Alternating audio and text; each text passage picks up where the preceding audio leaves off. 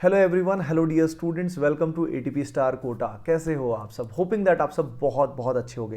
यार आज का जो पर्टिकुलर वीडियो है ये है रिगार्डिंग केमिस्ट्री। केमिस्ट्री में आप सभी जानते हो कि एनसीईआरटी बेहद इंपॉर्टेंट है और जेईई मेन में भी बहुत बार directly line to line question जो है ना वो एनसीईआरटी से आ जाते हैं। तो यार एनसीईआरटी को लेकिन रीड कैसे करना है, यूटिलाइज कैसे करना है, अभी जो बचा हुआ समय है वो मैं आपको सारी चीज़ें बताने वाला हूँ। तो इस वीडियो को एंड तक ज़रूर देखिएगा। देखिए, सबसे पहले हम बात करते हैं कि एनसीईआरटी को रीड करते हुए इशू क्या आता है। यार एनसीईआरटी को जब हम रीड कर रहे होते हैं ना तो कई बार क्या होता है कि एनसीईआरटी इज़ लाइक छोटा पैकेट बड़ा धमाका। यानी उसके अंदर क्या होता है कि लिमिटेड लाइंस में बहुत सारा कंटेंट दिया जाता है। तो उस कारण क्या होता है, कई बार वो काफ़ी बोरिंग भी हो जाता है और नींद आने के चांस काफ़ी ज़्यादा होते हैं, काफ़ी हाई होते हैं ना, मैं जानता हूँ। ठीक है, तो यार कैसा हम ऐसे कैसे उसको पढ़ें ताकि उसमें मज़ा भी आए और हमारा काम भी हो जाए। देखो, पहली चीज़ NCERT organic and inorganic chemistry के लिए सबसे ज़्यादा महत्वपूर्ण है। जेईई एडवांस के लिए भी काफ़ी इंपॉर्टेंट है। ठीक है, कई बार कई डेटा और कई पैराग्राफ जो होते हैं कॉम्प्रिहेंशन डायरेक्टली एनसीईआरटी के कंटेंट से बन जाती है। जैसे कि वो जो नाइट्रेशन होता है ना एनिलीन का, याद आया आपको एनिलीन का नाइट्रेशन, और जिसमें 47% 51% ये डायरेक्टली एनसीईआरटी में डेटा दिया हुआ है और JEE main as well as advance में दोनों में इससे रिलेटेड क्वेश्चंस आए हुए हैं। तो यार बात ऐसी है कि ऑर्गेनिक इनऑर्गेनिक के लिए ज़्यादा इंपॉर्टेंट है, फिर फिजिकल केमिस्ट्री के लिए है।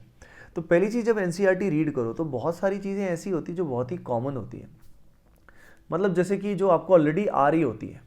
अब जैसे फॉर एग्जांपल ऑर्गेनिक केमिस्ट्री की अगर बात करें तो मान लो तुम्हें सब्स्टिट्यूशन रिएक्शन आता है और बहुत सारी चीज़ें तुम्हें ऑलरेडी आती है रिएक्शंस, तो यार उनको बार बार एनसीईआरटी से रीड करने का मतलब रीड कर लिया काम खत्म। मेन एनसीईआरटी में आपको उन चीज़ों पे फोकस करना है जो आपको नहीं आते हैं।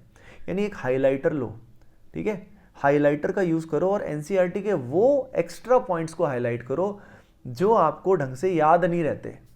अब वो एक्स्ट्रा पॉइंट्स हाईलाइट करने वाले हैं कौन से, क्योंकि हमें तो ऐसे बहुत सारे पॉइंट लगने वाले हैं, हमने तो बहुत सारी चीज़ें नहीं पढ़ी होती। तो यार देखो, जो कन्वेंशनल रिएक्शंस है, जैसे मैं ऑर्गेनिक में एग्जांपल आपको देता हूँ, जो कन्वेंशनल रिएक्शंस है जैसे कि मान लो एल्डोल कंडेंसेशन है, केनिजारो रिएक्शन है, हॉफमैन ब्रोमाइड डिग्रेडेशन है, गैब्रियल है।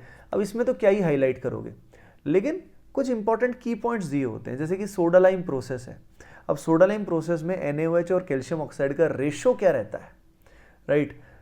फॉस्फोरस जो होता है उसका सबसे ज़्यादा थर्मोडायनेमिकली जो स्टेबल आइसोटॉप है वो कौन सा होता है, वो एनसीईआरटी में दिया हुआ है। तो इस तरह के जो की पॉइंट्स है ना वो आपको करने हैं। ये नहीं कि आपको जो भी नहीं आता वो की मान लिया आपने, भाई जो जो आपको खास लग रहे हैं, दिख रहे हैं, उनको आप हाईलाइट करो। अब उसके बाद क्या है ना कि जब एनसीईआरटी को रिवाइज करोगे तो उन्हीं एक्स्ट्रा पॉइंट्स पे ज़्यादा फोकस करोगे और बाकी जो पार्ट कन्वेंशनल पार्ट है उसको फास्ट रीड करोगे।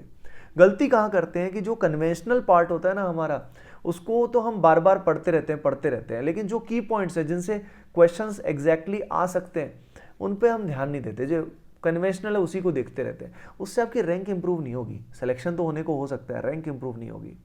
ठीक है, अगली चीज़, एनसीईआरटी के कुछ वीडियोस भी मैंने बना रखे हैं कि NCERT organic chemistry in 1 hour, एक वीडियो बना रखा है, उसको आप देख सकते हैं, एटीपी स्टार जेईई चैनल पे अवेलेबल है। तो उसमें मैंने ऑर्गेनिक केमिस्ट्री जो है वो रिवाइज करा रखी है, समराइज करा रखी है 1 आवर में, उसका फ़ायदा उठा सकते हैं। उसमें एक्स्ट्रा पॉइंट्स पे ही मैंने ज़्यादा फोकस किया हुआ है। ठीक है, उसके अलावा जैसे एनसीईआरटी में कुछ एक्स्ट्रा पॉइंट्स भी दिए होते हैं जिनका नॉर्मली डायरेक्टली कई बार क्वेश्चंस नहीं आते। जैसे डेटा दी होती है बहुत सारे इतने ज़्यादा कॉमन नेम दिए होते हैं कि जिनका यूज़ ही नहीं आता। तो यार वो पार्ट जो होता है वो हमें रेफरेंस के लिए यूज़ करना होता है, वो सारा का सारा याद कर पाना कई बार पॉसिबल हमारे लिए नहीं होता। जैसे कि केमिस्ट्री इन एवरीडे लाइफ है, अगर उसकी बात करें तो उसके जो कॉमन नेम्स हैं वो कितने सारे हम याद करेंगे, नहीं कर सकते ना सारा याद। तो बात सिर्फ वही है कि एनसीईआरटी सारी रट पाना भी पॉसिबल नहीं होता। अगला तरीका मैं आपको बताता हूँ। तो एक तो मैंने हाईलाइटर का तरीका आपको बताया, एक मैंने बताया कि एक्स्ट्रा पॉइंट्स को ये हाईलाइट करो।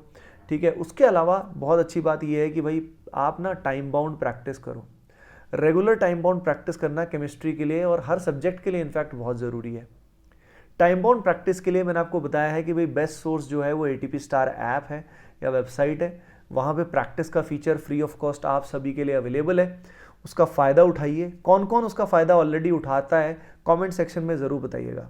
तो वहाँ से आप जब प्रैक्टिस करोगे 1 घंटे में 30 क्वेश्चंस 25 क्वेश्चंस करिए और वहाँ पे जब फंसो तो एनसीईआरटी को एज अ रेफरेंस यूज़ करो। एनसीईआरटी को एज अ रेफरेंस यूज़ करोगे तो उससे क्या होगा, उससे एनसीईआरटी ऑटोमेटिकली रिवाइज आपकी होनी शुरू हो जाएगी, कमांड आना शुरू हो जाएगा, क्योंकि NCERT is very good for revision. Final touch देने के लिए एनसीईआरटी बहुत ही रिलेवेंट एंड बेस्ट है इस समय के लिए। अगली चीज़, एनसीईआरटी के पीछे जैसे ऑर्गेनिक केमिस्ट्री में काफ़ी सारे कन्वर्जन्स दिए होते हैं, इनऑर्गेनिक केमिस्ट्री में भी कुछ रिएक्शंस वगैरह होती हैं, कुछ क्वेश्चंस होते हैं, उन क्वेश्चंस की हेल्प से भी आप रिवाइज कर सकते हो। यानी समझ रहे हो ना, यानी problem solving is a very good way to remember NCERT. नहीं तो एनसीईआरटी सिर्फ ऐसे पढ़ने लग जाओगे, it would be very very boring.